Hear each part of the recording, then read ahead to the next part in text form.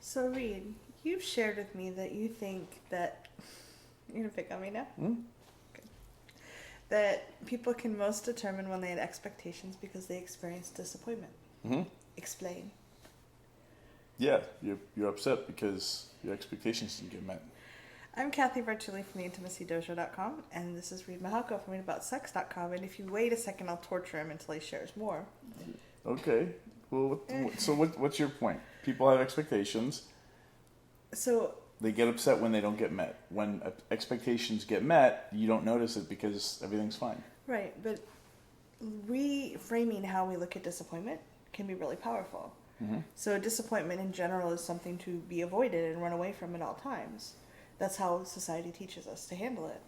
But if we start looking at it as a way to evaluate where we might have expectations and need to have a communication with someone and make agreements instead of expectations, then it stops being, oh, this horrible thing to avoid, and something that's a really good indicator light for something that needs to be adjusted. Okay, so you have your disappointment. You play detective. You're like, oh my goodness, I must have expectations. Yes. You figure out what those expectations Sometimes are. with the person, like, you were great at doing dishes, but I wasn't tonight, but I'm going to use that example. Okay. So if I cooked and my friend didn't do the dishes afterwards, You'd be pissed, and they would never be invited back again. They would and never- problem solved.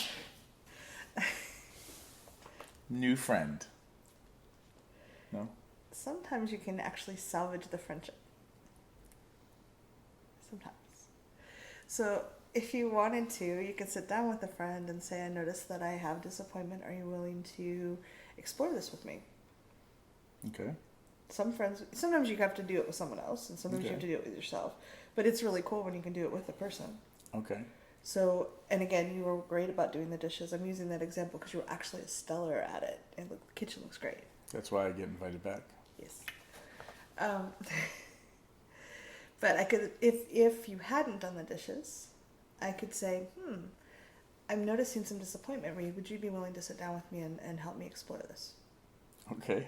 I still want to be snarky. I know, I can So tell. okay, so yes, so then we figure out that you had an expectation of me doing the dishes, but you didn't voice it. Right, and so it's not, you didn't do anything wrong. Mm-hmm. It's not, until there's a verbal agreement, it's really not anything wrong. Mm-hmm.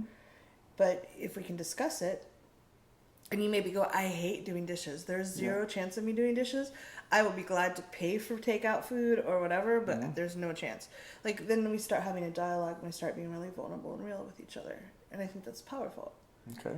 So I think, I'm curious about, you're being difficult. I'm not being difficult. Did you have an expectation that I'd be easy? No, I knew you'd be A lot difficult. of people do. A lot of people do. You're easy in some ways. Yes. Yeah. I was hoping that you could contribute more because it was your phrase that actually triggered this. You're being very eloquent, and you have this whole idea wrapped up. I couldn't have said it better myself. Please continue. So I like the idea of taking an emotion that is generally considered very difficult and not pleasing and using it, just like you talk about with jealousy. You have a great dashboard program. light. Yeah. Okay, there's another light going on. I never realized I expect my friends to clean up if I cook for their dinner, or at least offer to help. Or I really expected my boyfriend was going to call me and check on me after my big trip, or whatever it was. It starts taking a feeling of disappointment from disempowered and stuck and there's something wrong with me to a place where I can kind of explore. And it may be that that friend is just not a good fit. They're never going to meet that, so I should not make dinner for them. Or don't give them dishes. right. Wisdom.